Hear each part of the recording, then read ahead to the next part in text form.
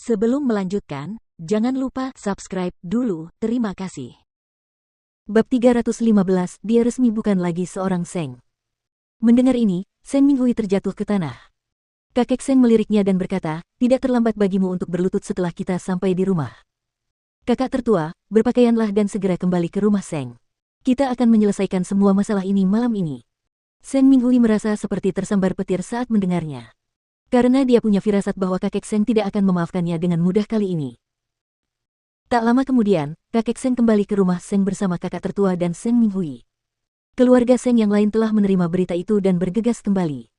Malam ini, kakek Seng ingin semua keluarga Seng di Jianchuan hadir.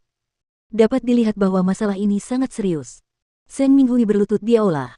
Dia merasa seperti orang paling berdosa di dunia. Dan keluarga Seng berdatangan ke rumah Seng dari seluruh kota, termasuk Seng Xiao dan Mukiki. Ayah Seng Minghui juga ada di sana.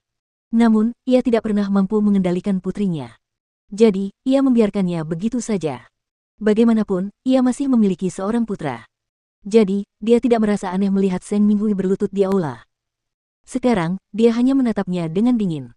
Seng Minghui menangis dan menangis. Namun kali ini, bahkan seorang suci pun tidak dapat menyelamatkannya. Sekitar 1 jam kemudian, aula menjadi sunyi senyap.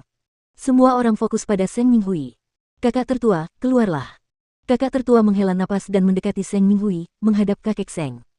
Kakek, orang ini terlalu tidak kenal takut. Apakah kamu tahu dengan siapa dia berselingkuh? Sen Ruoi.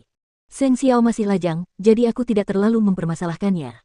Tapi kamu, sudah berapa tahun kamu menikah? Bukan masalah yang sangat serius bahwa kamu ingin menjadi playboy. Aku tahu kamu telah berselingkuh selama ini.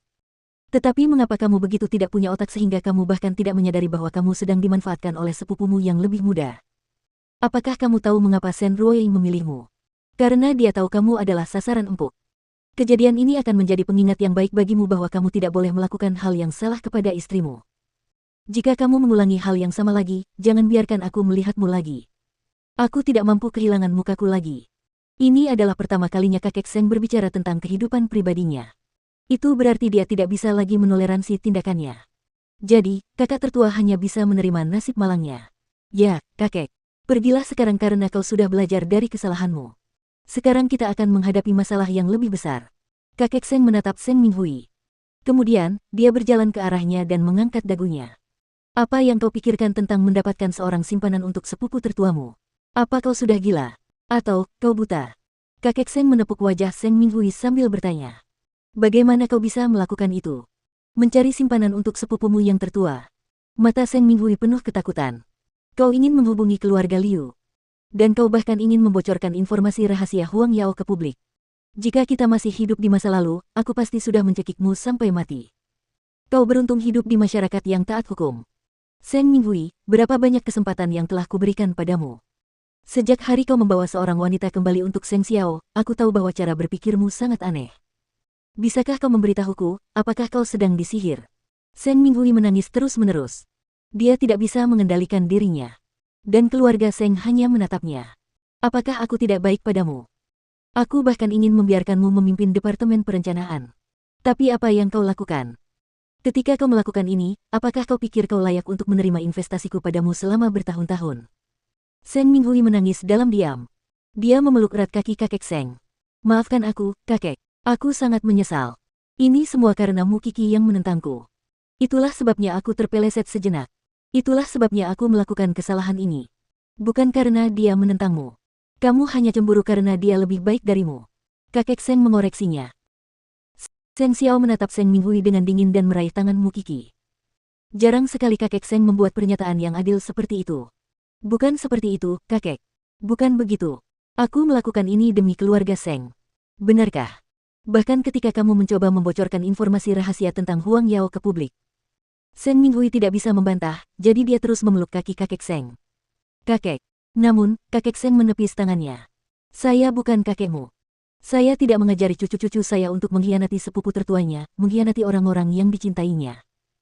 Sekarang semua orang sudah ada di sini, termasuk ayah Seng Minghui, saya akan mengumumkan bahwa keluarga Seng akan menceraikannya. Saya tidak ingin melihat wajahnya lagi. Itulah sebabnya saya meminta kalian semua untuk datang ke sini. Saya ingin memberitahu kalian bahwa dia secara resmi bukan lagi seorang Seng. Di masa mendatang, jika saya mengetahui bahwa ada di antara kalian yang masih berhubungan dengannya, jangan salahkan saya jika saya mengambil tindakan. Seng Minghui tercengang saat mendengarnya. Dia tidak bisa berkata apa-apa.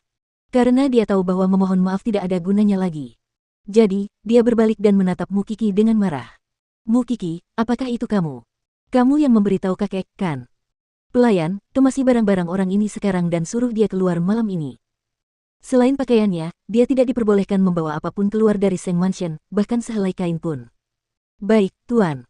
Kepala pelayan itu bertindak cepat tanpa memberi Seng Minghui kesempatan untuk melawan. Dia langsung menuju kamar Seng Minghui. Ketika Seng Minghui menyadari bahwa tidak ada yang bisa ia lakukan, ia pun jatuh tak bernyawa ke lantai. Ia menatap semua orang, termasuk ayahnya. Ayah, tolong selamatkan aku. Namun ayahnya tetap pada posisinya dan menjabat tangannya. Ia sedih, tetapi apakah kesedihannya ada gunanya? Melihat bahwa bahkan ayahnya tidak dapat menolongnya, Seng Minghui menatap Mu Qi, musuhnya, sekali lagi. Mu Qi, selamatkan aku. Aku salah. Aku seharusnya tidak melawanmu. Mu Qi menjadi emosional melihat Seng Minghui memohon dan bersujud. Jalan hidup seseorang memang selalu seperti ini. Ketika Anda kehilangan hati nurani dan melakukan hal-hal jahat, pada akhirnya Anda akan menghadapi ajal. Kamu baru saja meninggalkan keluarga Seng. Kamu masih bisa bekerja untuk mencari nafkah. Kamu merasa sakit sekarang hanya karena kamu akan kehilangan kehidupanmu yang mulia. Mengapa kamu memohon padaku untuk menyelamatkanmu? Kamu masih hidup. Akhirnya, keluarga Seng yang berkumpul di aula pergi satu persatu. Kemudian, kepala pelayan membawa barang bawaan Seng Minghui keluar dari kamarnya dan berjalan ke arahnya. Silakan, Nona Minghui. Kakak tertua tidak dapat menahan rasa takutnya setelah melihat Seng Minghui dalam kondisi seperti ini.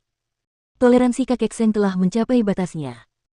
Tentu saja, Mu Qi tidak menganggap ini sebagai sebuah kemenangan. Karena suatu hari nanti, mungkin saat kakek Seng menemukan calon istri yang cocok untuk Seng Xiao, dia mungkin akan diperlakukan sama seperti Seng Minghui. Namun, dia tidak akan mengalami nasib yang sama. Selain itu, ada satu orang lagi yang harus dihadapi selain Seng Minghui.